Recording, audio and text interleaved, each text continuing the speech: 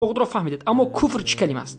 کفر یعنی رد کردن، اقرار نکردن، بیزاری جستن، ترک کردن، بغض و عداوت داشتن و اجتناب، یا که در اصطلاح دیگر که علمای دارالنجد و دیگر علمای سلف میگویند، به مانند علما الخلال، به مانند شیخ البربهاری اللالکی در کتاب‌های عقیده ذکر میکنند، علمای عصر 3 عصر 2 در کتاب‌های بزرگ عصر مصدر عقیده ذکر میکنند و میگویند که اجتناب الطاغوت، بجای کفر بالطاغوت اجتناب الطاغوت.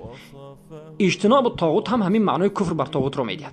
خیلی که در حلقه گذشته سخن علمای دارالنجد سلیمان ابن سحمان را بیان کردیم و ذکر کردیم که در کتاب الدر الرسنیه ذکر شده است سخن شیخ سلیمان ابن حمدان که اجتناب بر طاغوت یعنی بد دیدن طاغوت، بغض داشتن نسبت طاغوت، بد دیدن طاغوت به دل، عداوت داشتن به قلب و ظاهرا دشمنی کردن و به زبان نسبت طاغوت سخنهای بد گفتن و دشنام دادن و قبیح گفتن و بعد از این در حالت قدرت داشتن طاغوت را نابود کردن، قیام کردن بر ضدش، و در حالت قدرت نداشتن دعوت کردن مردم و از طاغوت جدا شدن و کفر ورزیدن.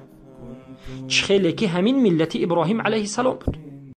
ندمت على الصفا فطاب عيشي وصفا وكنت أهوى قربه ووصله فاسعفا وليس عندي حالة توحشني مثل الجفا.